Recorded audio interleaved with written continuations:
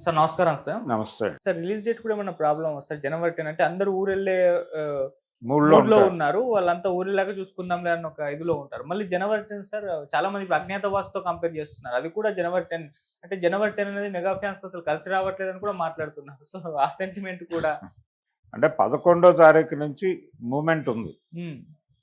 10థ్ మూవ్‌మెంట్ పెద్దగా లేదు. అంటే ఓకే. ఊరెళ్ళే వాళ్ళ మూవ్‌మెంట్ 11 నుంచి మొదలైంది. హ్మ్. ఈరోజు ఉంది మూవ్‌మెంట్. నిన్న లేదు. మరి నిన్న థియేటర్‌లకి వెళ్ళాలి కదా జనాలు. ఎందుకు కదలలేదు?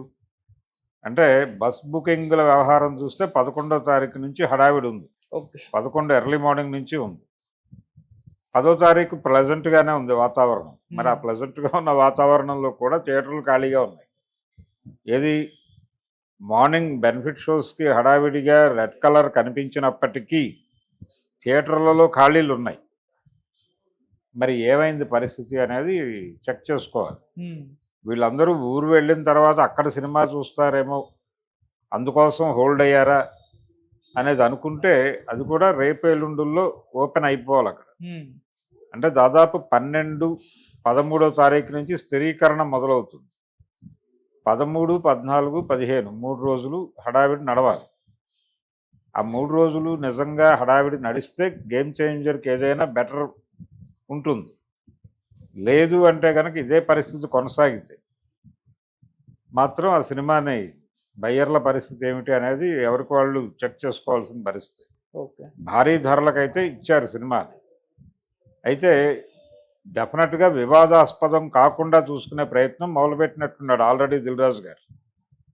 అంటే రిఫండబుల్ అడ్వాన్సుల పద్ధతిలోనే జరిగింది బిజినెస్ అంతా. నాన్ రిఫండబుల్ కాదు. ఇది ఒకవేళ తేడా జరిగితే ఈయన అడ్వాన్సులు తిరిగి ఇవ్వాల్సి ఉంటుంది. అందుకని దానికి ప్రిపేర్ అయ్యే ఆయన వ్యూహాత్మకంగా రెండో సినిమాని దింపాడు హ్మ్. రంగంలోకి. ఇటేమన్నా ప్రాఫిట్ వస్తే ఈ ప్రాఫిట్‌ని అటు డైవర్ట్ చేస్తారు. డైవర్ట్ చేసి తద్వారా బ్యాలెన్స్ చేసి ప్రస్తుతానికి హడావిడి అంటే తన మీద ఒక నెగటివిటీ లేకుండా అంటే చూసుకోవడానికి. అందుకని ఒక రకంగా అది ప్రెషర్ కుక్కర్ మీద పెట్టేటువంటి ఒక సేఫ్టీ వాల్వ్ లాగా ఈ సంక్రాంతికి వస్తున్నాం అనే సినిమాని చూస్తున్నాడు ఆయన హ్మ్. 'దిల్ రాజు' గారు. మరి అది నిజంగానే సేఫ్టీ వాల్వ్‌గా పనిచేస్తుందా? లేదు మరింత ప్రెషర్ పెంచుతుందా అనేది అది రిలీజ్ అయిన తర్వాత గానీ చెప్పలేం. ఓకే. 'డాకు మహారాజ్' కూడా తెలంగాణ ఈయన చేతుల్లోనే ఉంది. అంటే నైజాం వరకు ఈయన చేతుల్లో ఉంది. హ్మ్. ఇప్పుడు ఆ సినిమా భవిష్యత్తు కూడా ఈయనకి ఆందోళనకరమే. ఓకే.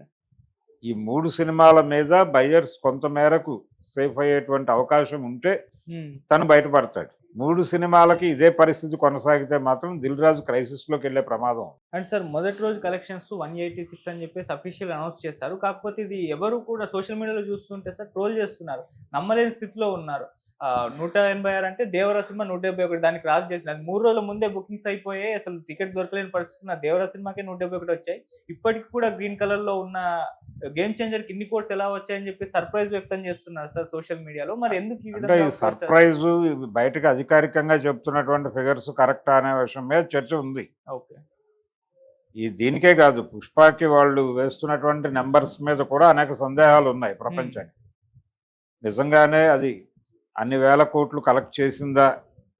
సినిమా సక్సెస్‌ఫుల్ ప్రాజెక్ట్ అది. దానిలో ఎవరికీ సందేహం లేదు. ఓకే. కానీ ఇంత మ్యాసివ్ కలెక్షన్స్ అది రీచ్ అయిందా అనే దగ్గర సందేహాలున్నాయి. ఈ డౌట్స్ ఎప్పుడూ ఉంటాయి అనివార్యంగా. అందుకని ఇప్పుడు అదే పద్ధతిలో ఇది కూడా అంటే జనాల్లో ఒక హైప్ క్రియేట్ చేయడం కోసం ఈ నంబర్ గేమ్ మొదలుపెట్టారా అనేది ఇప్పుడు వినిపిస్తోంది.